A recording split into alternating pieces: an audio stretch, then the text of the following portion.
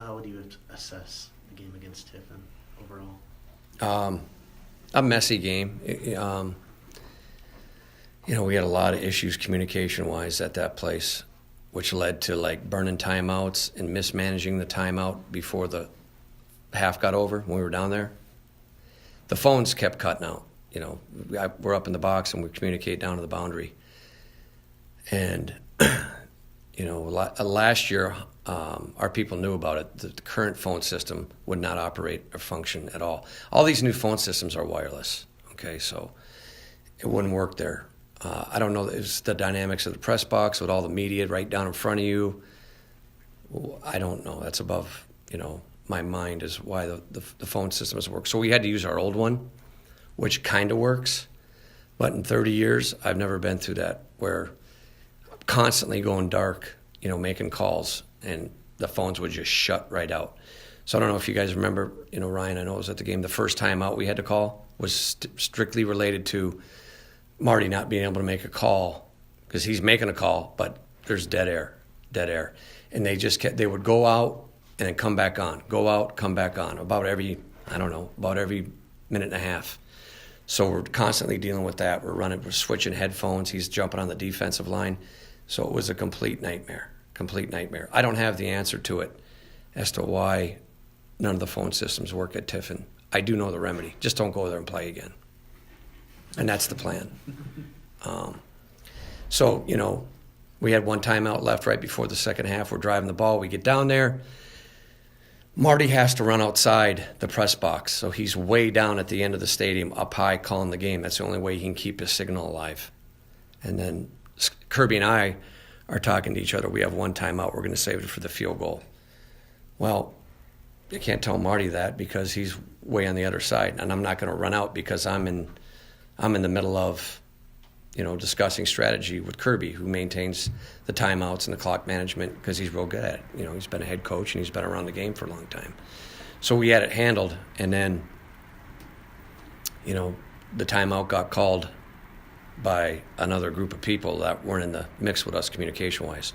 So it was a nightmare. As far as how the game went, it was, I was just talking with Al on the way down.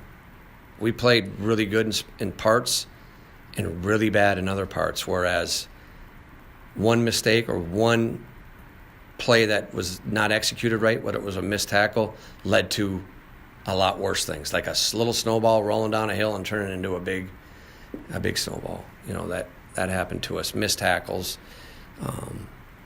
That's how Demarius got injured. We had him third and long in the first series. We didn't have a gap covered right in a blitz, and we had a guy come Scott clean, and we don't execute. And the guy takes off and gets down the field, and Demarius, has that injury. And it's unfortunate because he was last week coming along. He was turning into a pretty good corner, and now now we got his situation. But it was a back and forth game. We did some good things on defense. We did some things that hurt us. That third and short blitz that we ran, and they ran speed option out the weak side.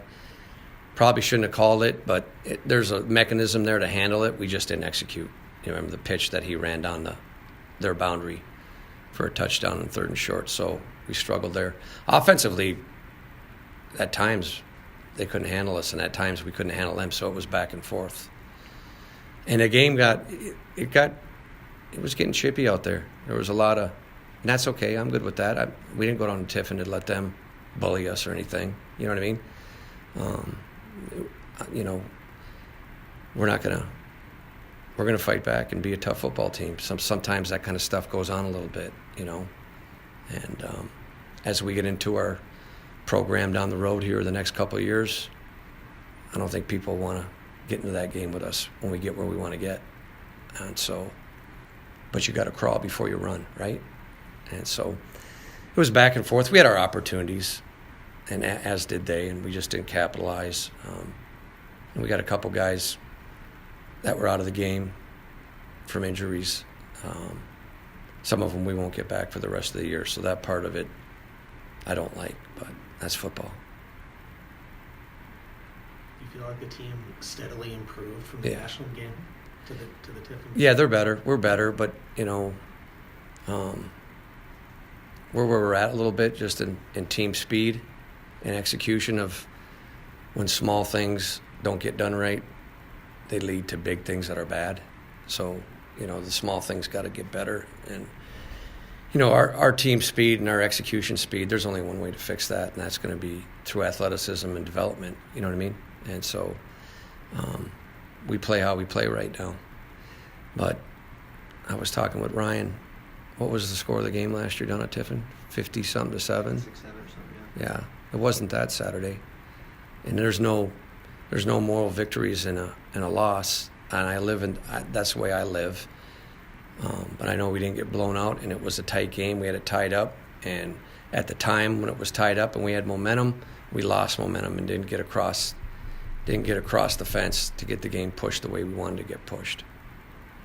And so we just got to keep fighting, and I told the players, because you go through this run of not getting done what you want to get done, and it's disheartening for them.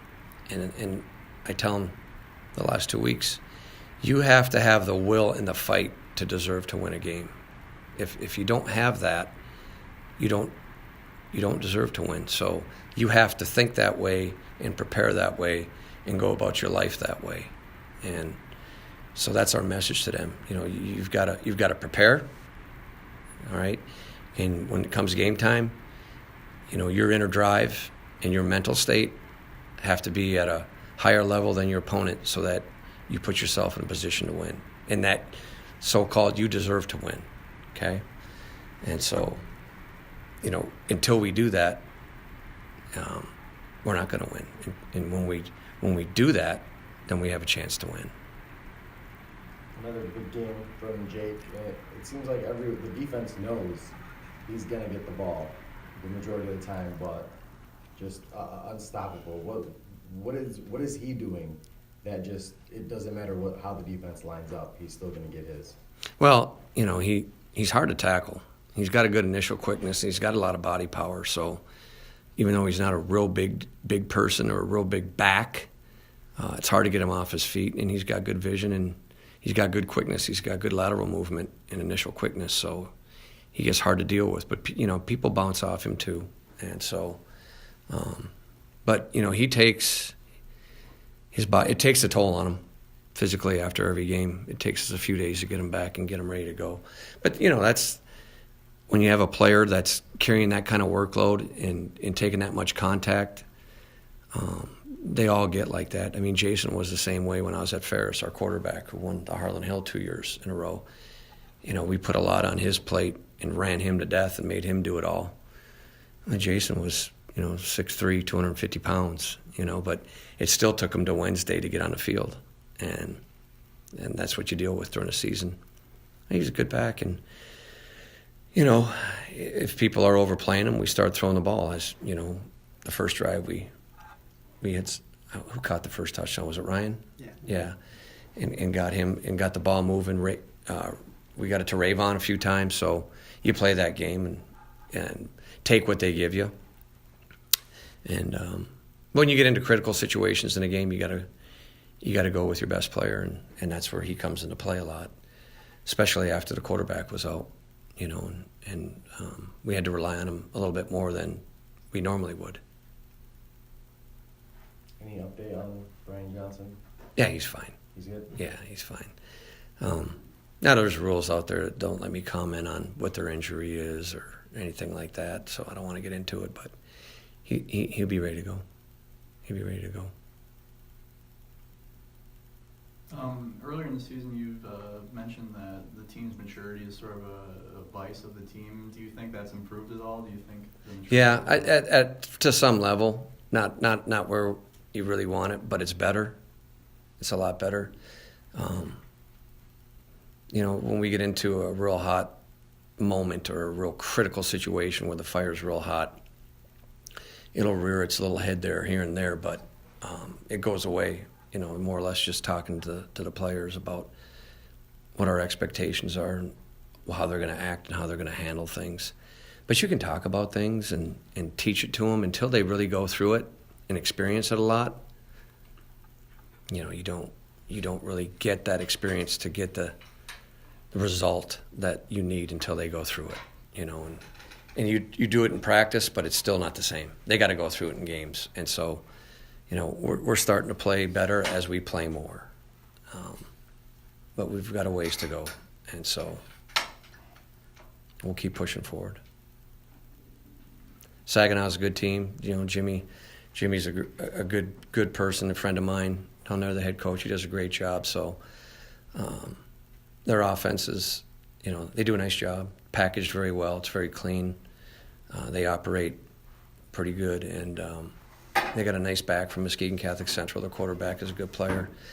You know, their tight ends are a good group. They don't get much credit, but I think they're a real good group at what they utilize them for. And so we have to get ready to handle that. Every week's a different scheme. Last week it was triple and veer and short passing game, and you know, now it turns into what Saginaw does. And on defense, you know, they're basically a tight eagle 4-3 quarter team, and so, you know, Marty and those guys will get ready for that. But there is progress in just the way our team, you know, mental state and the health of the program as far as how to be a real college football program. Yeah, there's progress. Do we have a long way to go? Absolutely. And so, but I don't plan on going anywhere for a long time, so we should get there, and we'll do it all together.